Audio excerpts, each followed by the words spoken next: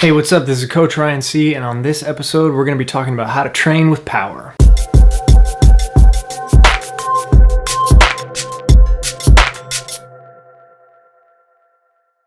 Okay, so obviously this episode right now is going to be all about the bike. Right now, running power meters are not really out there very much. So this is going to be all about training with power on the bike. You're going to need a power meter on your bike, or you're going to have to be riding indoors on a trainer and using software like Trainer Road or Zwift that estimates your power based on cadence and speed. You've done your FTP test, it's going to give you a number. That number is the power that you can supposedly hold for an hour. It's a little bit of an estimate because it is just a test, but everyone does the same test or a variation of it, so everyone should be on pretty much equal footing with this. Like heart rate, knowing your FTP is going to give you some power zones that you can ride in.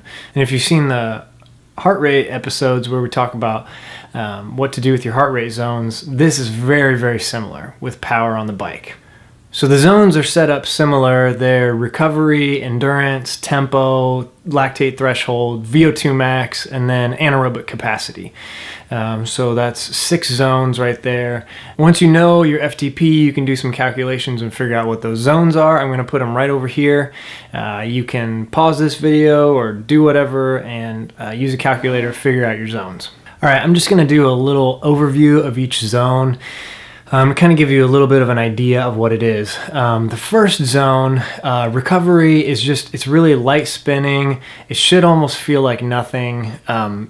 It's used for cooling down at the end of a workout. It's used for sometimes if you're going down a little bit of a hill or if you're sitting back in a pack, but you're only putting a light pressure on the pedals. And aerobic, it's a little bit more, you're putting a little bit more pressure on the pedals. This is kind of your go all day zone, where you really, you're not burning yourself up. You could really go for a long, this is what most age group athletes will use for Ironman and even half Ironman.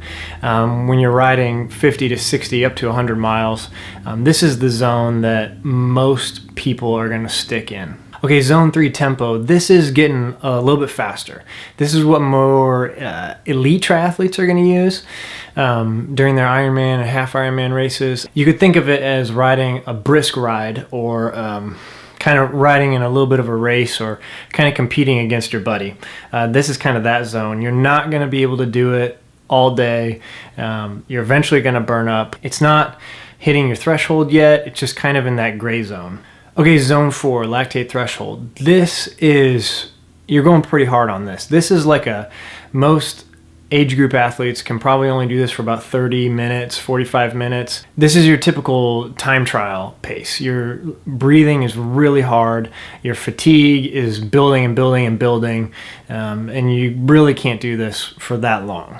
Zone 5, VO2 max. You can only do this for a couple minutes, 2, 3, 4, 5 minutes. This is where if you're in a road race or training with some buddies, you're on the front of the pack and you're going into the wind and you're only going to be able to hold on for a short amount of time, or you're going up a hill, lactate threshold, you're really not going to be able to hold it for more than a couple minutes. Lastly, anaerobic capacity, zone 6. This you can only hold for like 30 seconds. Elites can hold it for maybe a minute. You're going all out as hard as you possibly can. And this is really only seen in road races, like at the end in a sprint. You really don't ever hit this in triathlon, and maybe in training a little bit, but it's really not that useful for Ironman or half Ironman, even sprint triathlons. Unless you're at the front of the pack and this is the last quarter mile or something, you're trying to get into transition first, that's really the only time you'd use this in a triathlon. So how do you go about training like this? You just want to get out and ride, you're tired of watching videos or reading a book or looking for this information online, you just want to go. So you want to set up your bike computer or your GPS watch, and what's a good way to do it? Well, I've tried a couple different ways, and I'll tell you the way that I like to do this the best. Okay, this is my bike computer and this is how I set it up. Up at the top, I've got total time. On the next row, I've got two boxes. One is called 10-second power and one's called 30-second power. So what is that? That is your computer taking the average of the last 10 seconds and then also the average of the last 30 seconds. So what's this useful for? Well, first of all, your immediate power is not going to be very useful to you.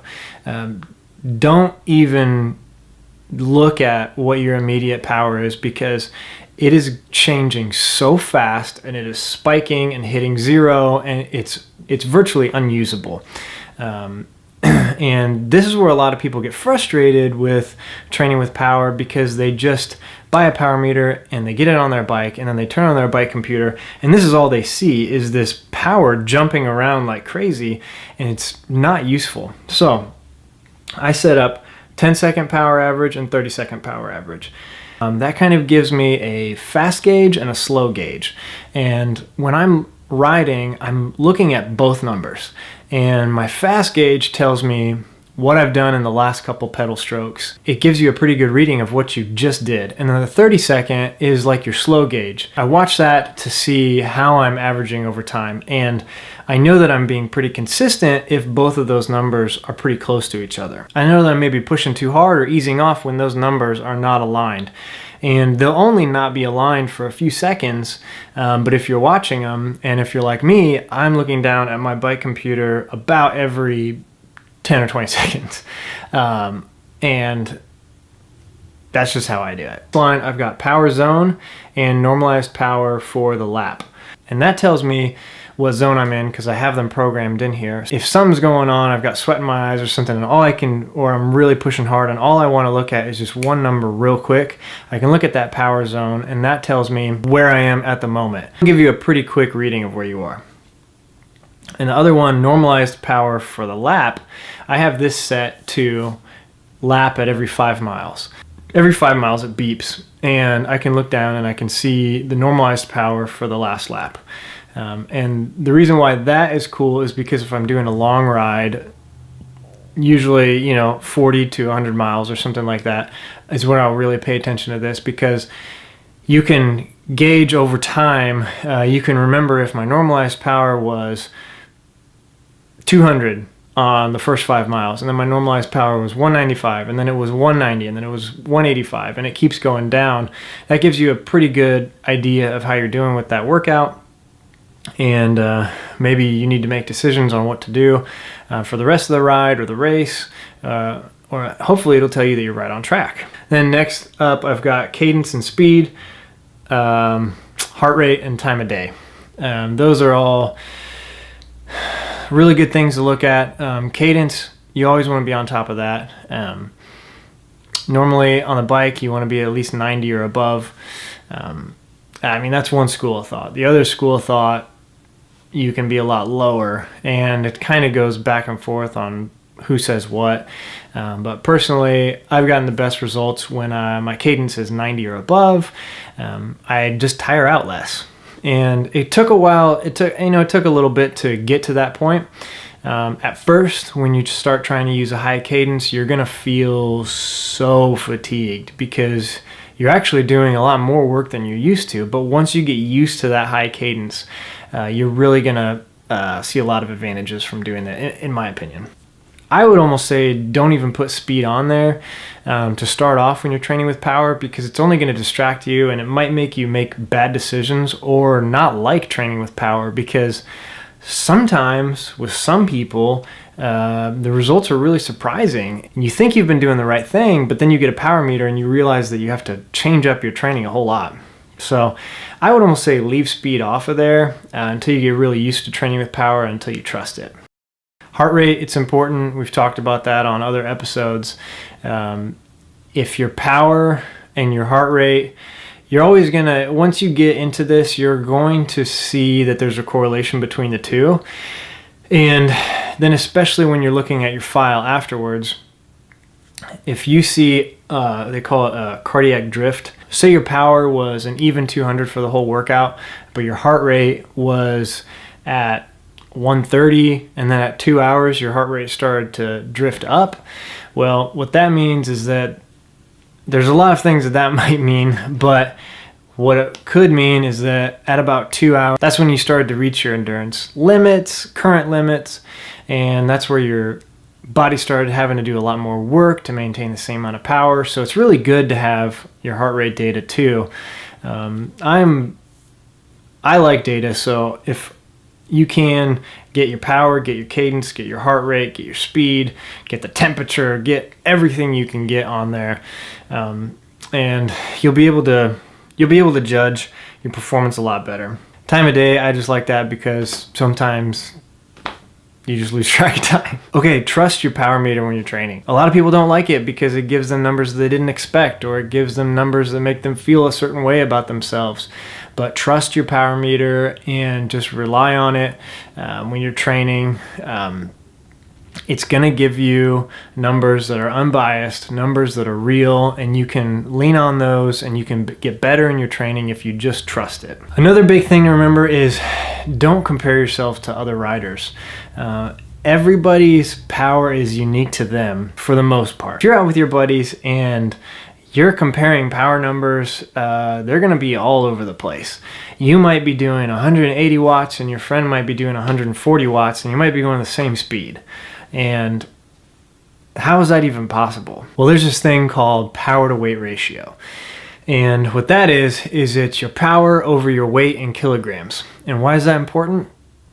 Well, that is the number that you can compare to other riders, because if you just compare power numbers on a training ride, you might be going up a hill and you might be pushing 350 watts and your friend is only pushing 270, and you wonder what the heck is going on? Like, why am I working so much harder than him? Or vice versa, maybe yours is a lot lower than his or hers is, and that all has to do with the power to weight ratio. So you want to find out how much you weigh in kilograms. And so for us in the US, it's kind of hard to do. Sometimes you just have to ask Siri. Siri, how many kilograms are in 150 pounds? It's 68.04 kilograms. So 68.404 kilograms if you're 150 pounds. Okay, so what if your FTP is 200?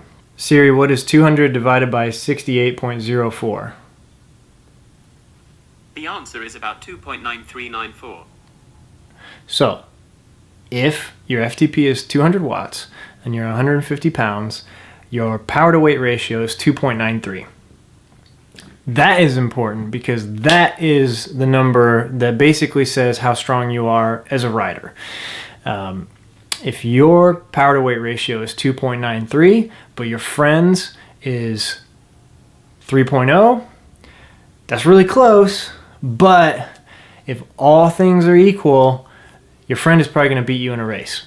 Vice versa, if your power to weight ratio is 2.93 and you're racing someone else, their power to weight ratio is 2, you're going to smoke them. So how can you make this better? Well, the obvious ways are to get stronger and raise your FTP or lower your weight.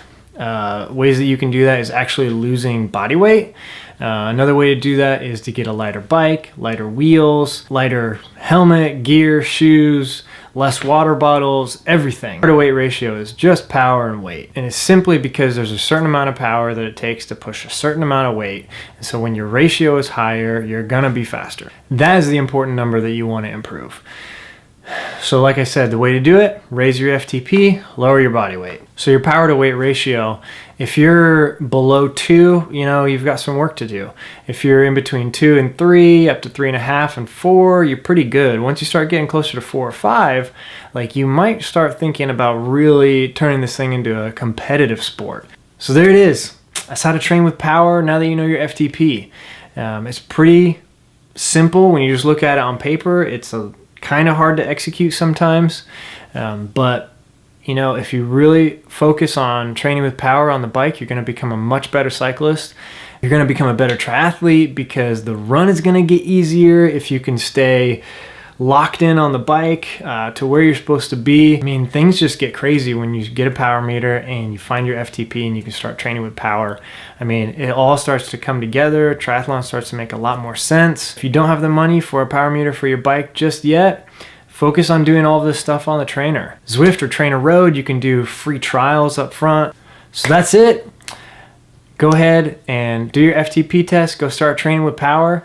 Let me know if you like this. Tell me what you want to hear more of in the future, and I'll see you later.